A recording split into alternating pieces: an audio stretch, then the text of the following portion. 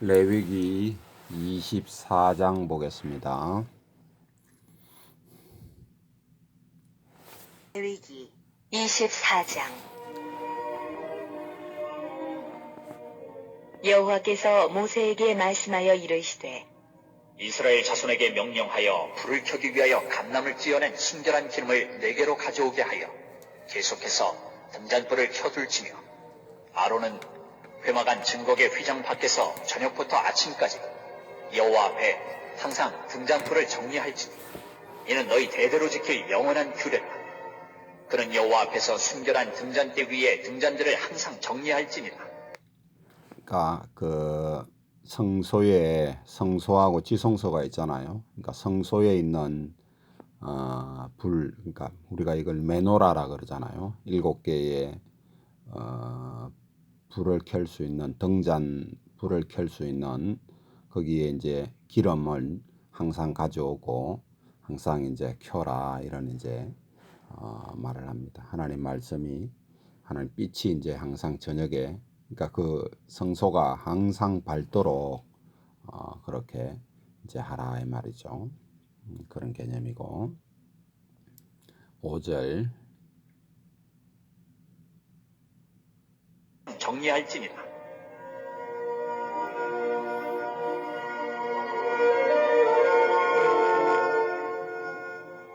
너는 고운 가루를 가져다가 떡 12개를 굽되 각 덩이를 10분의 2 에바로 하여 여호와 앞 순결한 상 위에 두 줄로 한 줄에 6씩 진설하고 너는 또 정결한 유향을 그 각 줄 위에 두어 기념물로 여호와께 화제를 삼을 것이며 안식일마다 이 떡을 여호와 앞에 항상 진설할지니 이는 이스라엘 자손을 위한 것이요 영원한 언약이니라. 이 떡은 아론과 그의 자손에게 돌리고 그들은 그것을 거룩한 곳에서 먹을지니 이는 여호와의 화제 중 그에게 돌리는 것으로서 지극히 거룩함이니라. 이는 영원한 규례니라. 자 이게 그 내나 성소 안에 있는 그 이제 그 진설해 놓는 이제 우리가 이제 진설병이라 그러잖아요. 이걸 이제 다윗이 이제 먹었던 그 이제 우리가 여기 이제 떡이다 이래놨는데 자 여기 글자를 잘 보면 자 떡 12개를 굽되 이랬잖아요. 그죠? 떡은 굽는 게 아니에요. 그러니까 떡은 우리가 채초 만들 때 구워서 굽는 것이 아니고 찐다든지 전기라든지 이런 걸로 통해서 쪄서 이제 만드는 거잖아요. 우리가 그런 건데 구웠다는 말은 구웠다 이런 것은 이제 뭐 후라이팬이나 우리 요즘 같으면은 석쇠나 후라이팬에다가 이제 이렇게 굽는 그리고 아니면 화덕에 이제 이렇게 붙여가지고 굽는 이런 개념이잖아요, 그죠? 그러면 이제 그 영어 성경이 이제 빵이라 브레드라 되어 있습니다. 이제 그런 개념이고 진짜 브레드 그러니까 진설병이 그 뭐라나 누룩이 안 들어간 이제 빵 호떡처럼 비슷한 이런 개념인데 그 안에 아무것도 안 들어간 그런 개념입니다. 이제 그런 그 이제 순수한 이제 빵 이런 걸 말하는 거죠. 그런 이야기입니다. 그런 거 이제 쭉 12개 이제 6개 이래 가지고 그렇게 놓아두는 것을 말하는 겁니다. 10절 영원한 규례니라.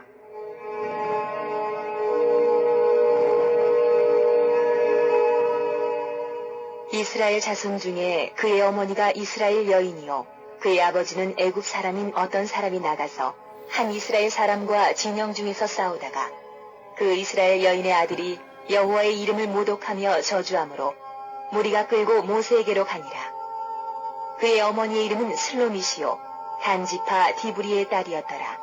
그들이 그를 가두고 여호와의 명령을 기다리더니 여호와께서 모세에게 말씀하여 이르시되 그 저주한 사람을 진영 밖으로 끌어내고 그것을 들은 모든 사람이 그들의 손을 그의 머리에 얹게 하고 온 회중이 돌로 그를 칠지니라. 너는 이스라엘 자손에게 말하여 이르라.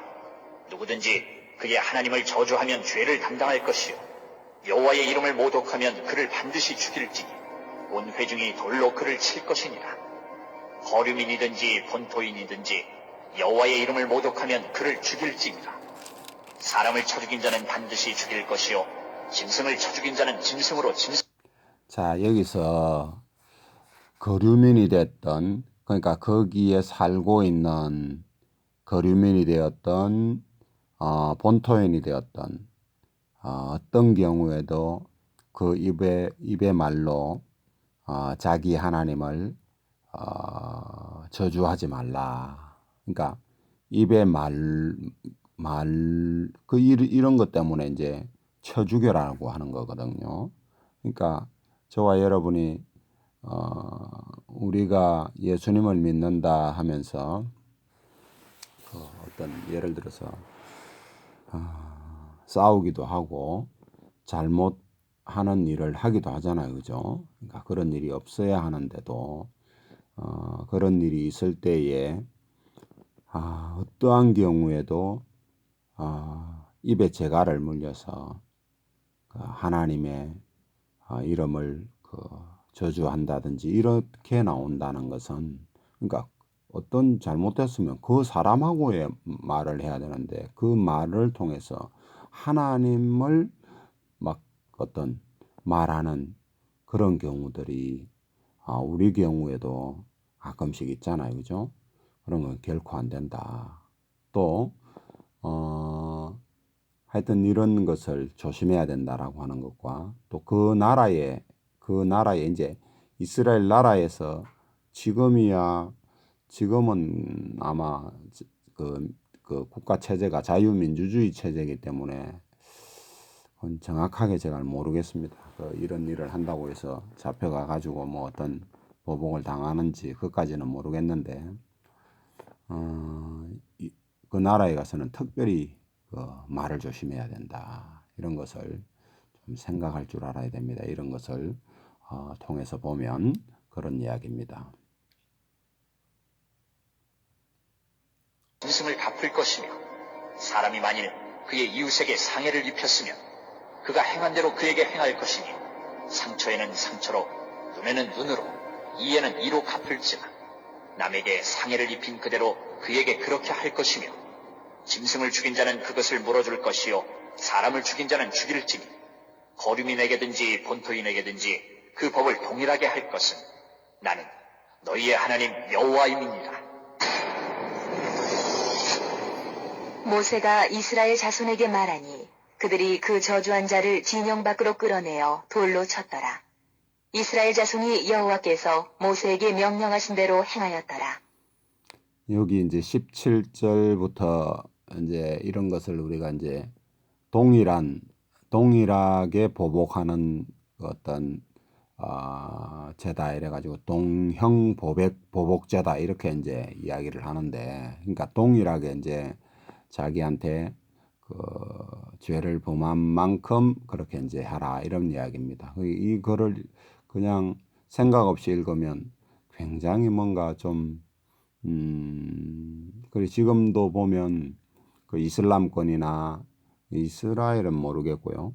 이슬람권의 사람들은 예를 들어서 교통사고가 나면 그 상대편을 뭐라나 그만큼 가가지고 차로 갈아버리고 뭐 이런다고 그런 이야기를 들은 적이 있습니다. 그러니까 참 뭐 그럴 수가 있나 하고 이제 우리는 그렇게 생각하는데 그쪽 나라에는 또 이제 그런 이제 이런 말씀 때문에 이제 이런 것이거든요. 근데 이걸 가만 생각해 보면 왜 이랬을까 이런 거를 이제 그 이유를 이제 가만히 생각해 보면 이제 제가 어떤 책의 내용에 이런 내용이 있더라고요. 그 당시에는 사람이 좀 예를 들어서 상해를 조금 입으면, 예를 들어서 뭐 어쩌다가 이제 상처를 입으면, 싸우다가 상처를 입으면 그 상처를 입힌 사람을 죽여버리고 이러는 어떤 그 사회였다. 그렇기 때문에 이 지금 같은 형행으로 보복하는 것은 그 당시에 굉장히 그 은혜를 베푸는 것이다. 이렇게 이제 그 기록한 책을 제가 읽어본 적이 있는데, 그렇게 하나님께서 은혜를 베푸는 법이구나. 이렇게 이제 제가 생각을 했던 적이 있습니다. 하여튼, 그것까지는 제가 정확하게 그 당시에 이랬다 저랬다까지는 제가 알 수는 없는데 어쨌거나 같은 형태의 그 형태로 보복하라 이런 것을 말하는 겁니다. 우리가 볼 때는 굉장히 좀 특별하죠. 이것도 그런 이야기입니다. 자, 25장 보겠습니다. 레위기 25장. 여호와께서 시내산에서 모세에게 말씀하여 이르시되 이스라엘 자손에게 말하여 이르라. 너희는 내가 너희에게 주는 땅에 들어간 후에 그 땅으로 여호와 앞에 안식하게 하라. 너는 6년 동안 그 밭에 파종하며 6년 동안 그 포도원을 가꾸어 그 소출을 거둘 것이나 7째 해에는 그 땅이 쉬어 안식하게 할지 여호와께 대한 안식이라. 너는 그 밭에 파종하거나 포도원을 가꾸지 말며 내가 거둔 후에 자라난 것을 거두지 말고 가꾸지 아니한 포도나무가 맺은 열매를 거두지 말라. 이는 땅의 안식년임이니라. 안식년의 소출은 너희가 먹을 것이니 너와 내 남종과 내 여종과 내 품꾼과 너와 함께 거류하는 자들과 내 가축과 내 땅에 있는 들짐승들이 다 그 소출로 먹을 것을 삼을지니라.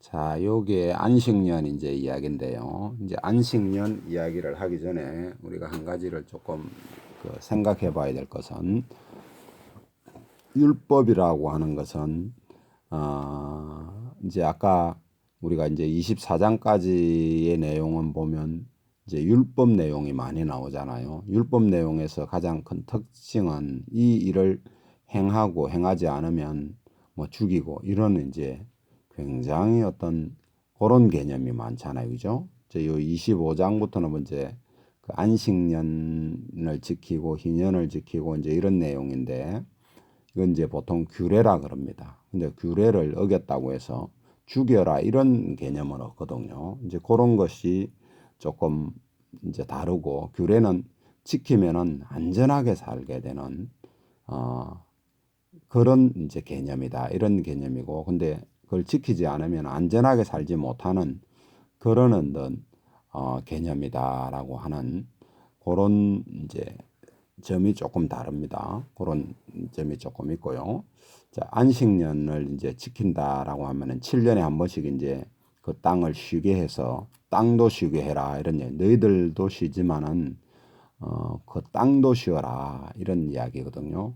근데 이 땅을 쉬면 참 놀랍게 뭐 저는 그 농사나 이런 걸 안 해봐서 모르겠는데 모르죠. 그러니까 7년에 한 번 쉬면 그 땅이 풍성한 그 소출을 내도록 그렇게 만들어 준다라고 하는 것이 그 하나님의 그 말씀입니다. 그러니까 여기서 땅을 조금 가진 사람들은 거의 없는 사람들은 또 가난한 사람들은 보면 이 거류민이라든지 이런 사람들은 이걸 쉬게 함으로써 큰 어떤 그 혜택을 누리게 되는 것인데 땅을 많은 사람들은 지주들이라 그러죠 보통 그런 분들은 이게 그 믿음이 없이는 이 일을 실행하기는 무척 어렵다. 그러니까 그 부자들은 보통 이제 부자들 입장에서는 이게 굉장히 시험거리가 됐겠죠. 그런 이제 개념이 되겠고 거류민들에게는 이게 아주 정말 그 한마디로 쉬고 먹을 수 있는 그런 해니까 엄청나게 아주 좋은 해가 되겠죠. 그런 이제 조금의 차이가 있습니다. 그런 개념이고, 그러니까 부자 입장에서는 믿음이 없이는 우리 여호와 하나님을 경외하지 않으면 두려워하지 않으면 이런 일을 실행할 수가 없겠죠. 그런 이제 개념을 볼 수 있습니다. 8절부터 보겠습니다.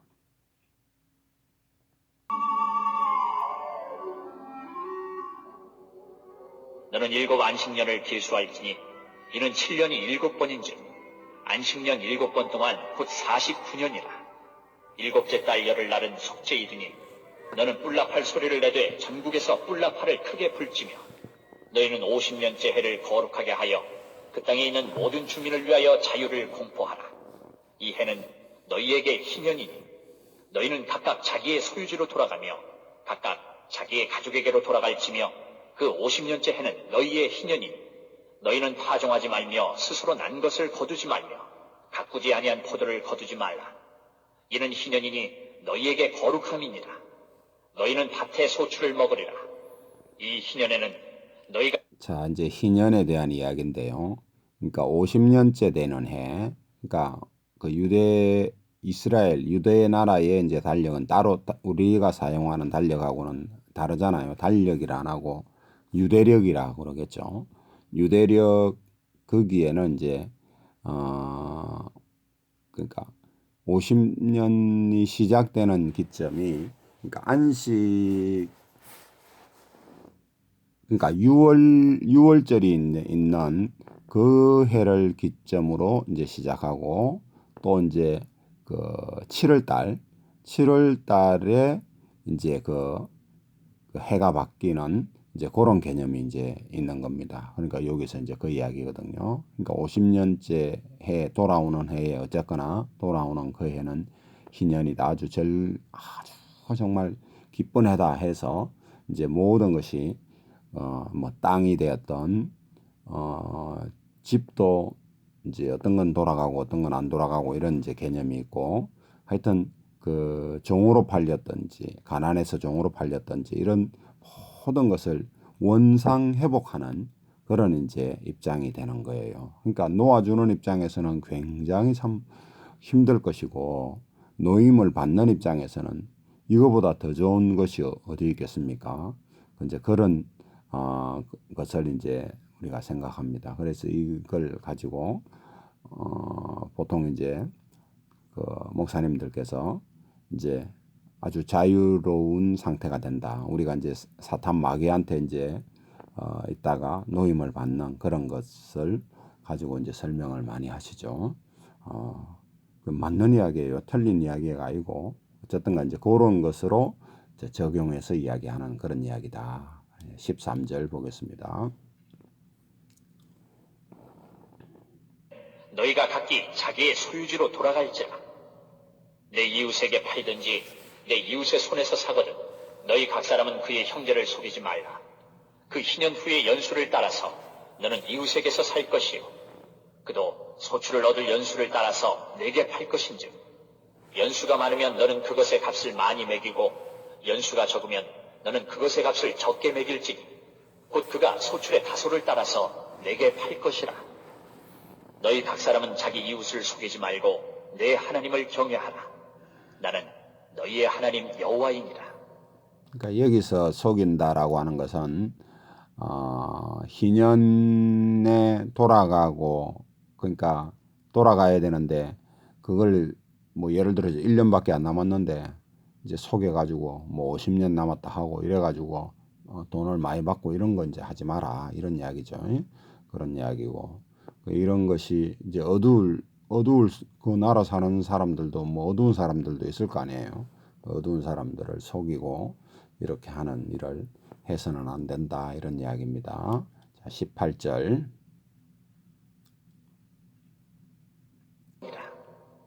너희는 내 규례를 행하며 내 법도를 지켜 행하라. 그리하면 너희가 그 땅에 안전하게 거주할 것이라. 땅은 그것의 열매를 내리니 너희가 배불리 먹고 거기 안전하게 거주하리라.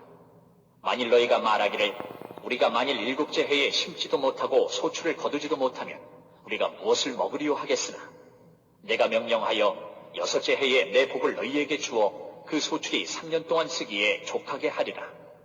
너희가 8째 해에는 파종하려니와 묵은 소출을 먹을 것이며 9째 해에 그 땅에 소출이 들어오기까지 너희는 묵은 것을 먹으리라. 놀라운 이야기죠. 그러니까 이런 규례를 지키면 하나님께서 너희가 그 땅에서 안전하게 거주하고 살 수 있도록 만들어 주겠다라고 하는 것과 또 그 사람들이 이제 뭐 이렇게 생각할 수 있잖아요. 뭐 그 안식년이 돼서 우리가 일을 안 하면 뭐 농사를 안 지으면 어떻게 되느냐 이렇게 하는데 참 하나님께서는 6째 해에 3년을 쓰기에 족하게 뭐 예를 들어서 3배를 준다는 개념이 될 수도 있겠죠. 어쨌든가 그런 개념으로 하나님께서 축복을 주겠다 이런 이야기죠. 그러니까 오직 하나님만이 하실 수 있는 이야기고 또 이 일을 지킨다고 하는 것은 그 말씀을 믿지 못하면 이걸 지킬 방법이 없죠. 어떻게 지킬 수 있겠습니까? 사람인지라 저도 이런 걸 가만히 생각해 보면 참 놀라운 일 아닙니까? 그 3년 동안 참 이 쓸 거를 주신다라고 하는 거. 그러니까 미리 주니까 참 또 이것도 놀랍죠. 그런 이야기죠. 하여튼 그런 이야기고 또 23절은 23절부터 보겠습니다. 토지를 영구히 팔지 말 것은 토지는 다 내 것임이니라. 너희는 거류민이요 동거하는 자로서 나와 함께 있느니라. 너희 기업의 온 땅에서 그 토지 무르기를 허락할지니 만일 내 형제가 가난하여 그의 기업 중에서 얼마를 팔았으면 그에게 가까운 기업 물을 자가 와서 그의 형제가 판 것을 물을 것이요 만일 그것을 물을 사람이 없고 자기가 부유하게 되어 물을 힘이 있으면 그 판 해를 계수하여 그 남은 값을 산자에게 주고 자기의 소유주로 돌릴 것이니라. 그러나 자기가 물을 힘이 없으면 그 판 것이 희년에 이르기까지 산자의 손에 있다가 희년에 이르러 돌아올지니 그것이 곧 그의 기업으로 돌아갈 것이니라.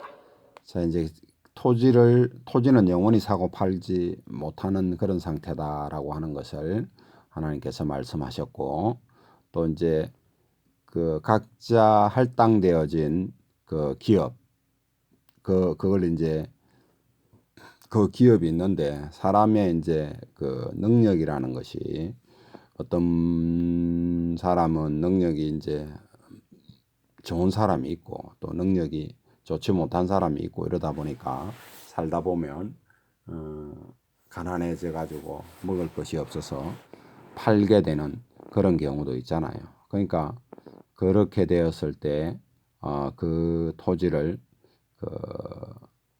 속량해 주라. 그러니까 그걸 뭐라 그러나 물러낸다. 그러니까 예를 들어서 내 친척이 팔았으면 내 친척 이제 자기 친척 중에 부자가 그것을 도로 사와 가지고 그 사람에게 그러니까 팔은 사람에게 돌려주는 그런 이제 그것을 말하는 것인데 그것이 이제 친척이 해라 이런 이야기고 가까운 친척이 그 일을 하는데 가까운 친척이 이제 없으면 그 자기 자신이 이제 돈이 있으면 이제 돈이 이제 생겨가지고 있으면 그걸 이제 해라 이런 이야기입니다. 그러니까 땅은 반드시 이제 자기가 소유해라 이런 이야기인데 자 이런 것이 이 일을 우리가 잘 지키면 정말 안전하게 살 수 있는 어떤 이런 것이 되는 거예요.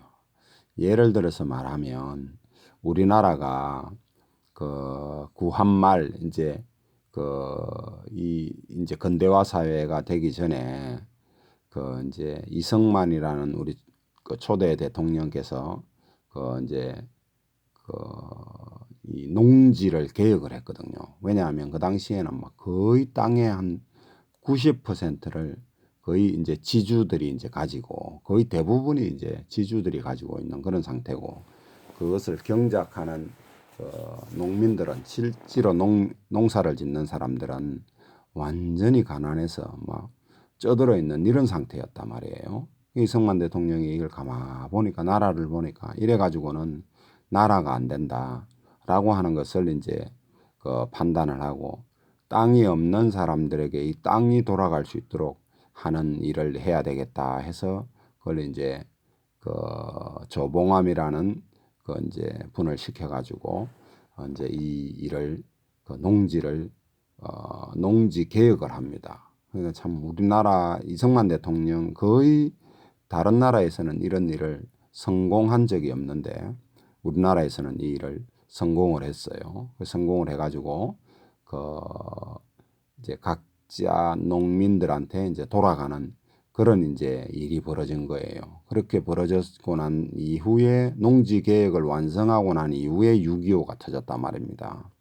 그러니까 자, 이 자기한테 땅이 없던 사람이 땅이 생긴 거예요. 그래서 이제 그걸 갈아가지고 먹을 수 있는 그래도 이제 밥을 먹을 수 있는 그런 상황이 된 겁니다.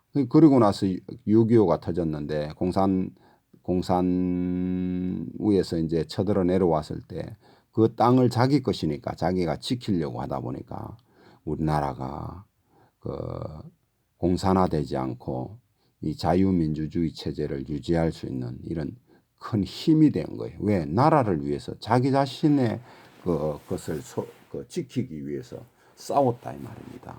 근데 베트남이라든지 이런 데는 공산화되었던 것이 뭐냐면 자기 땅이 없는 거예요.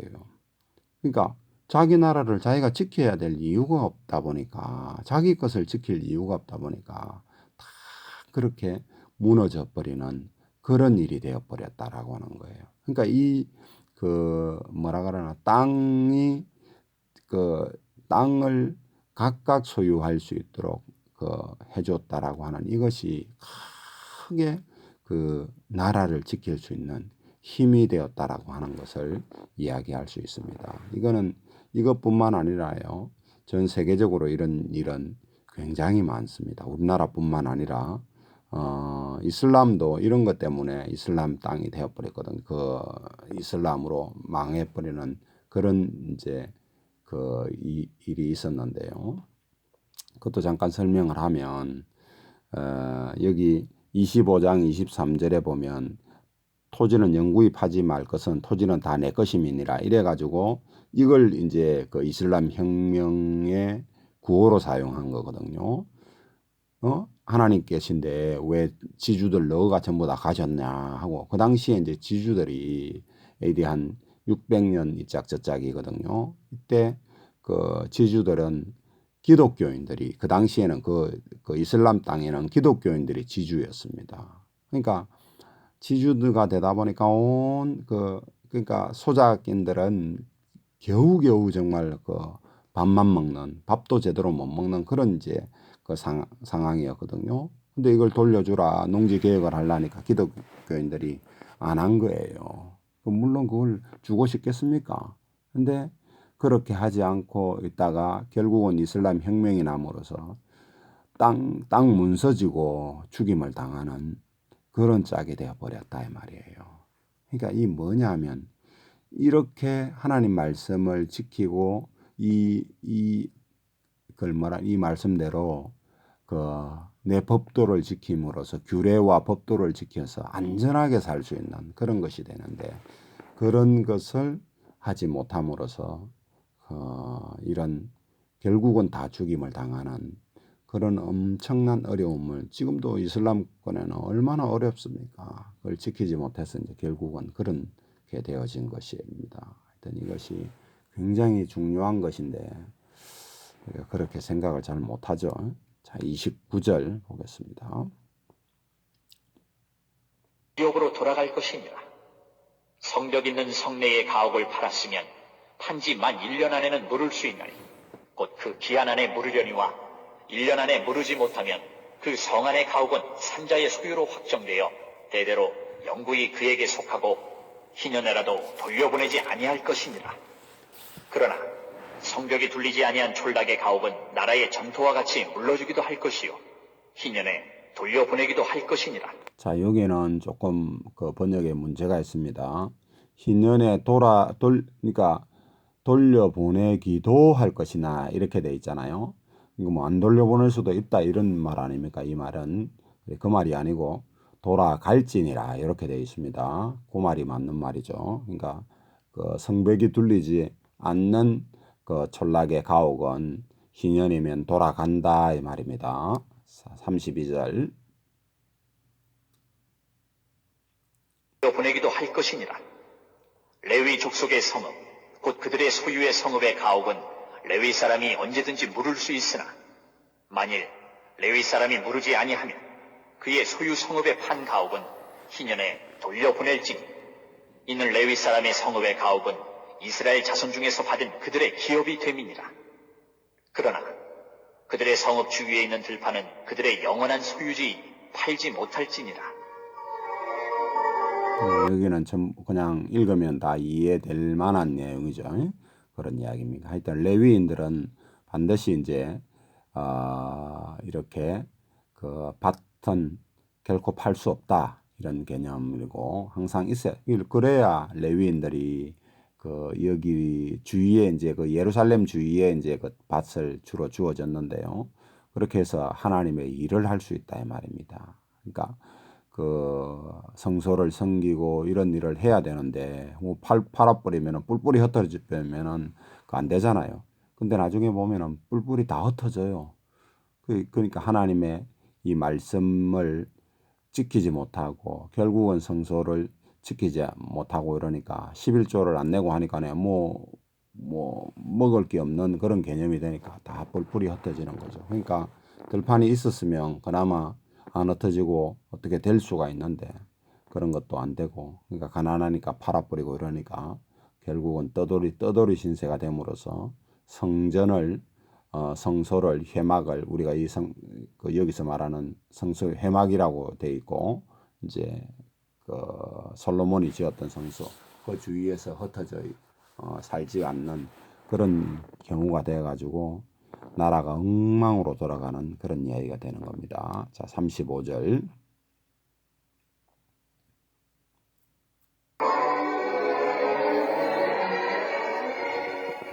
내 형제가 가난하게 되어 빈손으로 내 곁에 있거든 너는 그를 도와 거류민이나 동거인처럼 너와 함께 생활하게 하되 너는 그에게 이자를 받지 말고 내 하나님을 경외하여 내 형제로 너와 함께 생활하게 할 것인즉 너는 그에게 이자를 위하여 돈을 구워주지 말고 이익을 위하여 내 양식을 구워주지 말라.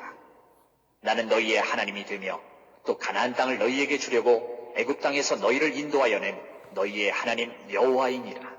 자, 여기서도 우리가 가난한 형제가 가난하게 되어 빈손으로 내 곁에 있거든 그를 도와 거류민이나 동거인처럼 너와 함께 생활하게 하라 이런 이야기죠. 그러니까 자, 여기 우리가 누가복음 19장에 보면 이렇다 저렇다 설명이 없이 부자와 이제 나사로 이야기가 나옵니다. 그죠?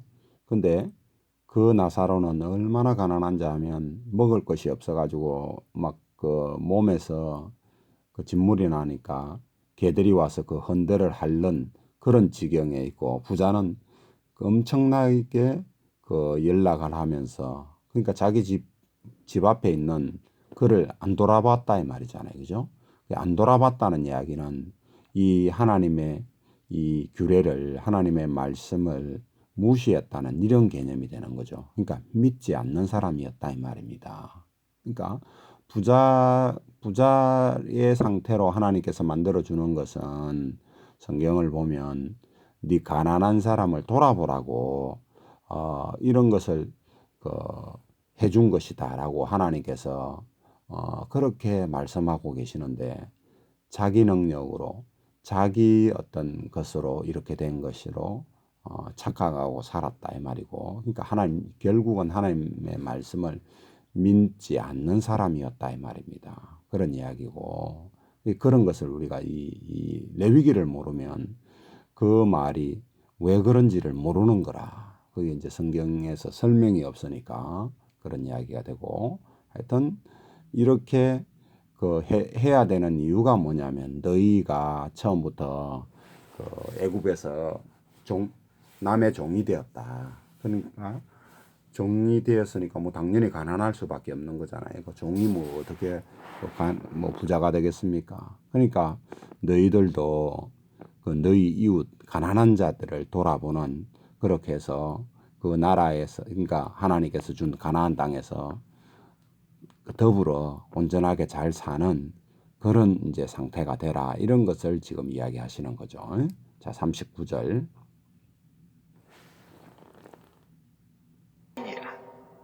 너와 함께 있는 내 형제가 가난하게 되어 내게 몸이 팔리거든 너는 그를 종으로 부리지 말고 품꾼이나 동거인과 같이 함께 있게 하여 희년까지 너를 섬기게 하라. 그때에는 그와 그의 자녀가 함께 내게서 떠나 그의 가족과 그의 조상의 기업으로 돌아가게 하라. 그들은 내가 애굽 땅에서 인도하여 낸 내 종들이 종으로 팔지 말 것이라.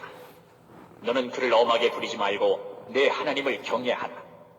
내 종은 남녀를 막론하고 내 사방 이방인 중에서 취할지니 남녀 종은 이런 자 중에서 사올 것이며 또 너희 중에 거류하는 동거인들의 자녀 중에서도 너희가 사올 수 있고 또 그들이 너희와 함께 있어서 너희 땅에서 가정을 이룬 자들 중에서도 그리할 수 있은즉 그들이 너희의 소유가 될지니라.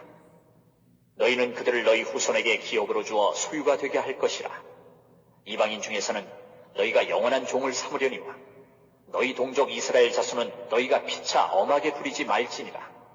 만일 너와 함께 있는 거류민이나 동거인은 부유하게 되고 그와 함께 있는 내 형제는 가난하게 되므로 그가 너와 함께 있는 거류민이나 동거인 또는 거류민의 가족의 후손에게 팔리면 그가 팔린 후에 그에게는 속량받을 권리가 있나니 그의 형제 중 하나가 그를 속량하거나 또는 그의 삼촌이나 그의 삼촌의 아들이 그를 속량하거나 그의 가족 중 그의 살부치 중에서 그를 속량할 것이요 그가 부유하게 되면 스스로 속량하되 자기 몸이 팔린 해로부터 희년까지를 그 산자와 계산하여 그 연수를 따라서 그 몸의 값을 정할 때에 그 사람을 섬긴 날을 그 사람에게 고용된 날로 여길 것이라.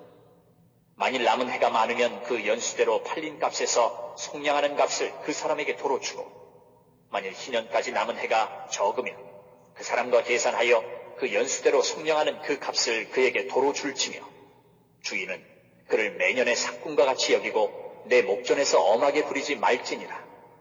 그가 이같이 속량되지 못하면 희년에 이르러는 그와 그의 자녀가 자유하리니 이스라엘 자손은 나의 종들이 됨이라. 그들은 내가 애굽 땅에서 인도하여 낸 내 종이요 나는 너희의 하나님 여호와이니라. 이 말씀들은 뭐 크게 어려운 것이 없죠. 그러니까 이스라엘 사람은 너희 같은 민족은 하여튼 자유인이다. 그렇기 때문에 종이 되지 말라 이런 이야기입니다. 오늘까지 하겠습니다.